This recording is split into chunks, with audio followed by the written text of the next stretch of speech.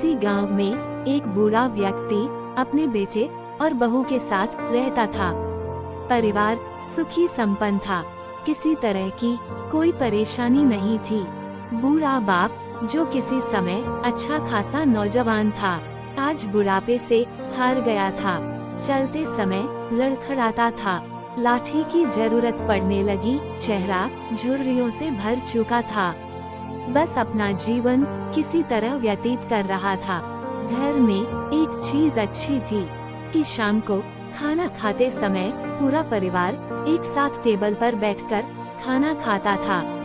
एक दिन ऐसे ही शाम को जब सारे लोग खाना खाने बैठे, बेटा ऑफिस से आया था। भूख ज्यादा थी, सो जल्दी से खाना खाने बैठ गया और साथ में बहू और उसका एक बेटा भी खाने लगे। बूढ़े हाथ जैसे ही थाली उठाने को हुए, थाली हाथ से छिटक गई।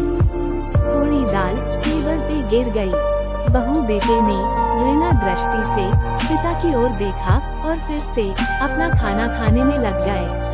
बूढ़े पिता ने जैसे ही अपने हिलते हाथों से खाना खाना शुरू किया तो खाना कभी कपड़ों पे गिरता, कभी जमीन पर। बहू ने चिढ़ते हुए कहा, हे राम, कितनी गंदी तरह से खाते हैं। मन करता है इनकी थाली किसी अलग कोने में लगवा दूं। बेटे ने भी ऐसे सिर हिलाया जैसे पत्नी की बात से सहमत हो। उनका बेटा यह सब मासूमियत से देख रहा था। अगले दिन पिता की थाली उस टेबल से हटाकर एक कोने में लगवा दी गई। पिता की डबडबाती आंखें सब कुछ देखते हुए भी कुछ बोल नहीं पा रही थी। बूढ़ा पिता रोज की तरह खाना खाने लगा। खाना कभी इधर गिरता, कभी उधर। छोटा बच्चा अपना खाना छोड़कर लगातार अपने दादा की तरफ देख रहा था।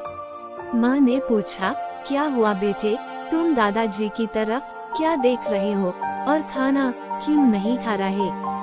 बच्चा बड़ी मासूमियत से बोला, माँ, मैं सीख रहा हूँ कि वृद्धों के साथ कैसा व्यवहार करना चाहिए। जब मैं बड़ा हो जाऊंगा और आप लोग बूढ़े हो जाओगे तो मैं भी आपको इसी तरह कोने में खाना खिलाया करूंगा।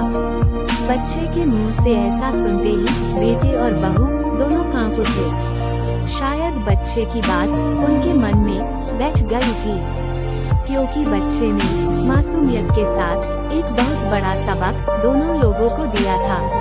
बेटे ने जल्दी से आगे बढ़कर पिता को उठाया और वापस टेबल पे खाने के लिए बिठाया और बहू भी भागकर पानी का गिलास लेकर आई कि पिताजी को कोई तकलीफ ना हो।